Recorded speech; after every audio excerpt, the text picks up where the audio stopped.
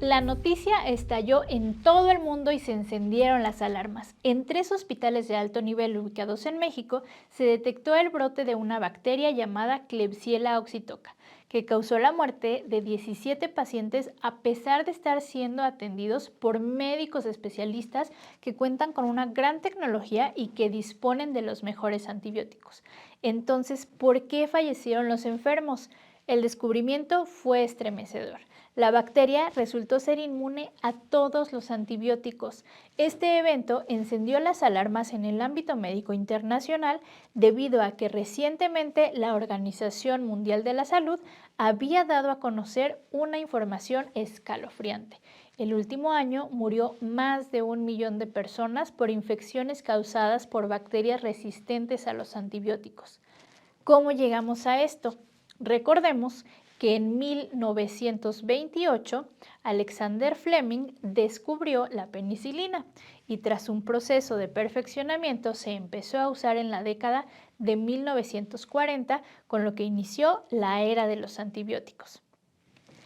Este acontecimiento fue reconocido como uno de los mayores avances de la medicina, pues anteriormente las enfermedades asociadas a infecciones bacterianas eran una de las principales causas de muerte y con el uso de la penicilina pasaron a un segundo plano. El inicio de la era antibiótica creó la esperanza de que las enfermedades producidas por microbios desaparecerían, pero en la década de 1950 se hizo un descubrimiento aterrador. Surgieron cepas de bacterias resistentes a la penicilina que empezaron a proliferar en los hospitales y causar infecciones graves. Esto condujo a que los investigadores sintetizaran penicilinas más potentes.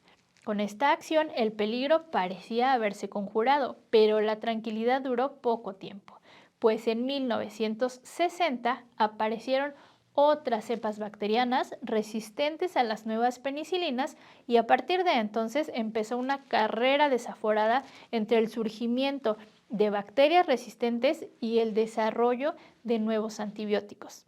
Paulatinamente se sintetizaron otros antibióticos, por ejemplo los macrólidos como la claritromicina, los aminoglucósidos como la amicacina, las quinolonas como el ciprofloxacino, etc.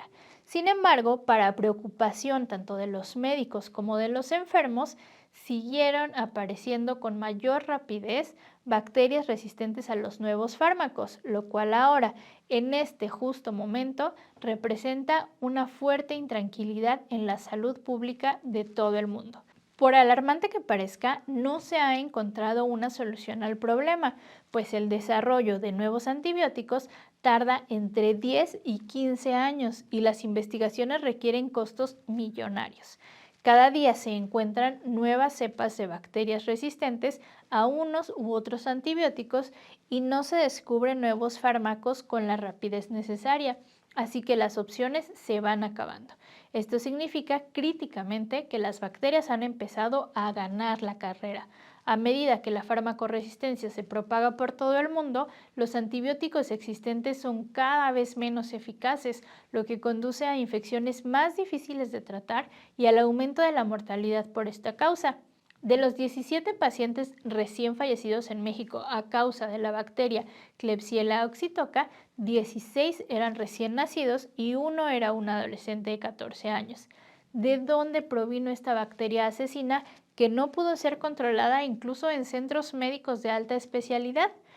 Tal vez se podría pensar que se trata de un microbio de reciente aparición. Sin embargo, las bacterias del género Klebsiella existen desde mucho antes de que surgiera la humanidad e incluso es frecuente que se les halle como microorganismos comensales en el propio intestino humano.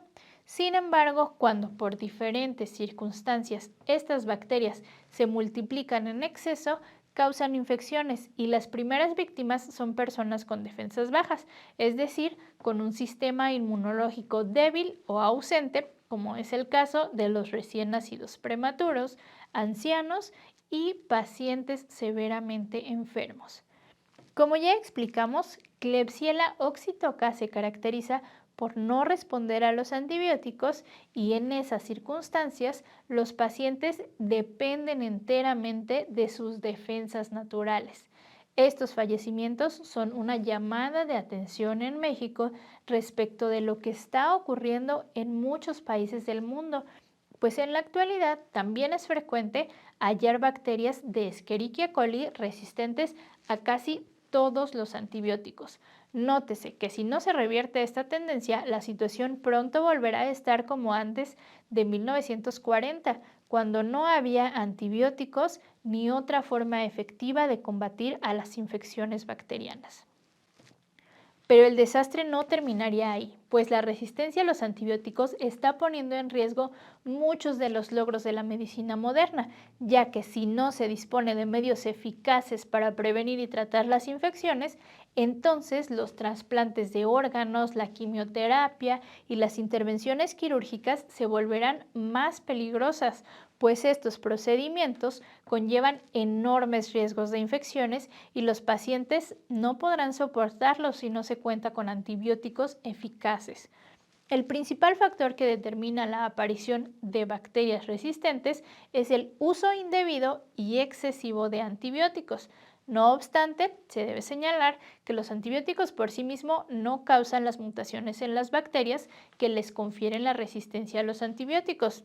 Las mutaciones ocurren como parte de los procesos evolutivos naturales de los seres vivos y son las que dan lugar a las diferentes cepas bacterianas. El problema surge cuando al usar un antibiótico, las bacterias sensibles a este mueren, pero las que han desarrollado resistencia gracias a las mutaciones sobreviven. Entonces, sin otras bacterias que les hagan competencia, aquellas se multiplican con más libertad y la población bacteriana resultante queda compuesta por todas sus descendientes resistentes. En otras palabras, las cepas resistentes se vuelven predominantes por la presión selectiva de los antibióticos que hacen desaparecer a las bacterias sensibles. Ante esta alarmante situación, es necesario tomar medidas encaminadas a evitar la resistencia bacteriana a los antibióticos y en esta tarea todos podemos hacer algo. En primer lugar, hay que tratar de impedir las infecciones, es decir, poner en acción medidas preventivas. Para ello, se debe tener una alimentación sana que incluya productos naturales que prevengan las enfermedades y fortalezcan las defensas de las personas. En este canal tenemos múltiples videos sobre los mejores alimentos y remedios naturales que mejoran al sistema inmunológico.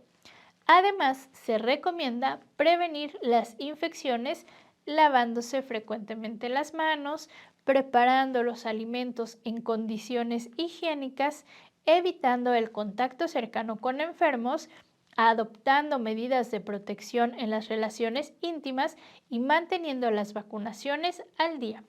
Por su parte, a los profesionales de la salud corresponde no prescribir antibióticos innecesariamente. Se estima que en la actualidad las prescripciones médicas de antibióticos son inapropiadas hasta en 36% de los casos, a los cuales habría que agregar aquellos de la automedicación.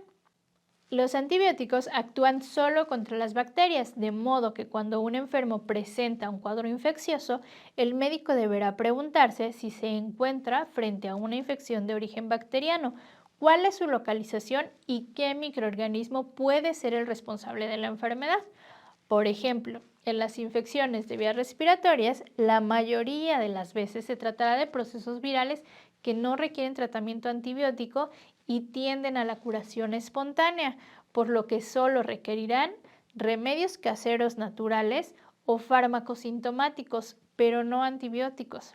Por otra parte, las infecciones de localización intestinal, aun cuando son habitualmente bacterianas, pocas veces requieren tratamiento antibiótico, pues tienden a ser autolimitadas.